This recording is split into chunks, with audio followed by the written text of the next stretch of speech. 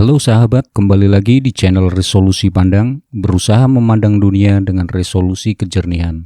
Semoga hari ini kalian dalam keadaan sehat walafiat ya, dan senantiasa dalam lindungan Allah Subhanahu wa Ta'ala. Amin.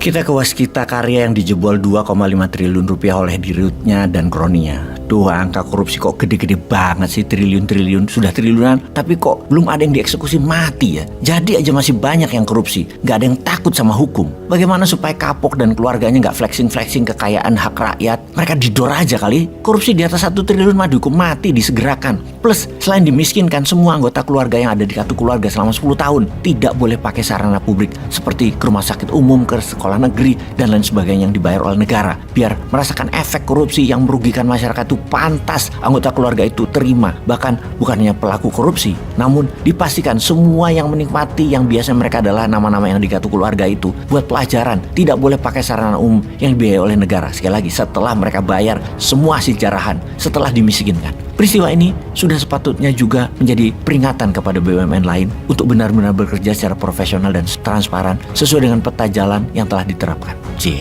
Demikian bos BUMN berkata ketika dalam masa jabatannya anak buahnya terbukti lagi ketangkap masalah korupsi yang telah lebih dari 20 kasus besar-besar terjadi di BUMN-nya dan ratusan subkontraktor swasta yang mengerjakan pekerjaan-pekerjaan di bawah proyek BUMN yang tidak dibayar BUMN pada ngamuk-ngamuk di berbagai tempat, ditambah banyak BUMN yang merugi. Sekali lagi, ada apa dengan BUMN ini sebenarnya? Memang sulit mengingatkan pada netizen karena mungkin pemahaman akan bisnis belum terlalu banyak. Sekali lagi mohon maaf bahwa BUMN selama ini adalah biang masalah ekonomi dan biang korupsi. Jadi kalau mau meniadakan korupsi, salah satu cara adalah menutup 90% BUMN yang ada pada saat ini. Ada yang di merger atau digabungkan, ada yang di downsizing, ada yang ditutup, ada yang dibuatkan holding, dan semuanya yang tersisa dijual ke bursa saham dengan beberapa perusahaan mayoritas ownernya bahkan publik. Jangan merasa bahwa BUMN itu kan milik negara, lebih baik bisnis itu dipegang negara daripada swasta. Benar sahabat netizen, BUMN bagus kalau sistem bernegaranya otoritarian model komunis seperti BUMN Tiongkok.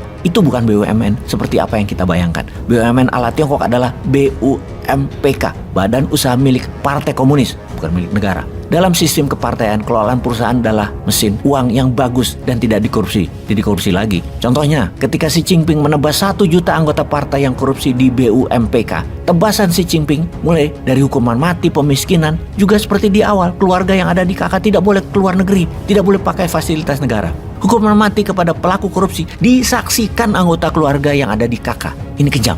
Namun, begitulah kalau kita niat membuat negara Wakanda ini bebas korupsi dan tidak gila jabatan. Ketika menjabat, amanah. BUMN di Wakanda, kalau untung pejabatnya dapat bonus, tantiem, dan lain sebagainya, banyak dah untungnya. Kalau rugi, negara yang tanggung, APBN yang nanggung, pajak yang nanggung, rakyat yang nanggung. Dan untuk membuktikan swasta versus BUMN, semua proyek BUMN pasti outsource ke swasta. BUMN itu hanya project management yang harganya 3 kali lipat dari ongkos membangun atau produksinya. Sehingga semua proyek yang dipegang BUMN harganya paling tipis adalah 2 kali harga swasta. Kenapa nggak langsung ke swasta? Itu aneh bin ajaib. Oh lupa. Perlu pejabat di komisaris atas tim ses dulu yang telah berhasil menjelek-jelekkan lawan politik dan telah dengan sungguh-sungguh memprovokasi lawan. Mereka perlu tempat duduk enak di komisaris yang mana hal itu tidak akan pernah dilakukan Newman nanti kalau dapat mandat. Lah dari 800 BUMN kalau komisarisnya 5, ada 4.000 tempat duduk nyaman ber-AC nggak kerja dapat cuan bulanan. Bakal hilang, tinggal 0. Ya nggak mungkin lah. Tapi ya udah, kalau sekarang mah masih ada 800. Ini tidak akan dilakukan sampai ke depan, dan mengecilkan BUMN tinggal 50 tidak akan dilakukan sampai ke depan kalau lihat dari yang dipajang pejabat calon 2024 sekarang, kecuali merekrut bosman jadi tim ses juga. Itu akan disapu bersih itu BUMN. Tapi nggak mungkin juga yang ngimpi bosman ini. Jadi ketika kita mengatakan kalau BUMN yang di bawah kementerian adalah biang masalah, maka ribuan komen akan menganggap bosman halu dan salah. Kalau salah dibilang bodoh. Ya memang bodoh, ngaku pinter kok, tenang aja bro. Oke, kita lanjut. Fakta data lagi saat ini adalah kalau BUMN tidak ada atau hingga tersisa 50-an perusahaan aja, kemudian semua ada di bursa saham, maka saya yakin UMKM akan meningkat hingga bisa menopang PDB Indonesia lebih dari 50% PDB nasional. Saat ini PDB nasional dalam 1 tahun itu ditopang oleh bisnis oligarki dan BUMN itu menguasai 50% lebih uang beredar. 20%-nya APBN, UMKM yang menghidupi 97% masyarakat hanya 30%-an porsinya. Sudah sekian panjang pejabat negara, udah 7 presiden, UMKM masih warga negara kelas 3. Setelah nomor 1 oligarki dan BUMN, nomor 2 rebutan anggaran, nomor 3 yang 97% populasi baru rebutan kue 30%, ampas oligar dan sub kon BUMN.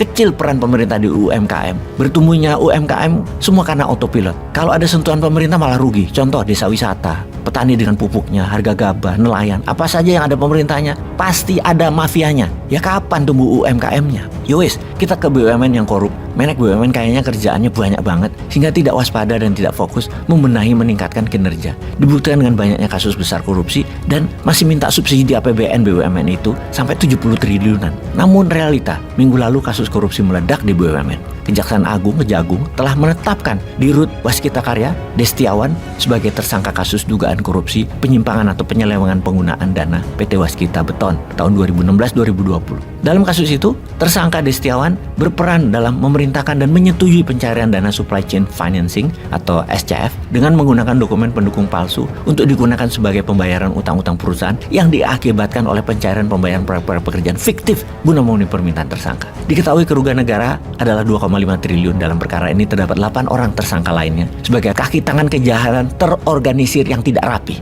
Kita katakan tidak rapi karena ketahuan, namun kalau rapi sampai sekarang masih berjalan mulus. Peranan tersangka Destiawan dalam perkara ini yaitu secara melawan hukum, memerintahkan dan menyetujui pencairan dana supply chain financing atau SCF dengan menggunakan dokumen pendukung palsu untuk digunakan sebagai pembayaran proyek pekerjaan fiktif guna memenuhi permintaan tersangka. Inilah pasal yang dituduhkan dan kelakuan tersebut parah, proyek fiktif dibayarin. Destiawan sendiri ditunjuk Menteri BUMN sebagai Dirut Waskita Karya baru pada Juni 2020 setelah memimpin Waskita Karya sebagai Dirut sejak Juni 2020 tersebut kembali diangkat di Februari 2023 untuk periode kedua. Disinilah ketidakwaspadaan Pak Menteri. Mungkin terpesona dengan info-info pembisik yang mengatakan Destiawan itu orang prestasi. Proyek Simpang Susun Semanggi dibangunnya. Sejumlah proyek infrastruktur Bali mendukung G20 dirampungkan, seperti penataan jalan Simpang Siligita Kempinski, showcase mangrove di Nusa Dua untuk penataan jalan mencakup pedestrian, saluran air, jalur hijau, dan ducting utilitas. Pada 2022 juga Waskita Karya menggarap proyek pembangunan Masjid Syekh Zahid di Solo yang dituntaskan pada Maret 2023. Anak buahnya Destiawan, Direktur Keuangan ditangkap Desember 2020. Direktur itu juga anak buah Menteri BUMN tentunya ketika ditangkap. Jujur masa sih ada anak buah salah? Nggak ada kayaknya. Yang ada adalah nggak waspada sampai ke sana atau bagaimana nih Pak? Kan supply chain financing pasti ada tanda tangan Dirut dan ketika Desember ditangkap Direktur Keuangan, di Kejaksaan kan sudah tahu itu proyek fiktif. Ya pasti mainlah Dirutnya, kok bisa diangkat lagi jadi Dirut di Waskita Karya. Aduh, ini kalau nggak waspada begini, bagaimana kita bisa mengentaskan korupsi di BUMN? Bagaimana bisa membuat BUMN profit tanpa subsidi pemerintah? Bagaimana membuat BUMN yang semua punya hutang besar-besar jadi perusahaan sehat? Opo sampean tadi Menteri Olahraga wae ben bal-balan masuk jalur Piala Dunia yang diadakan di Indonesia. Iso dadi wapres lo sampean malahan lewat jalur bal-balan. Peace. Oke sahabat, jika informasi ini bermanfaat bagi Anda, jangan lupa untuk subscribe, like, dan share ya. Terima kasih. Wassalamualaikum warahmatullahi wabarakatuh.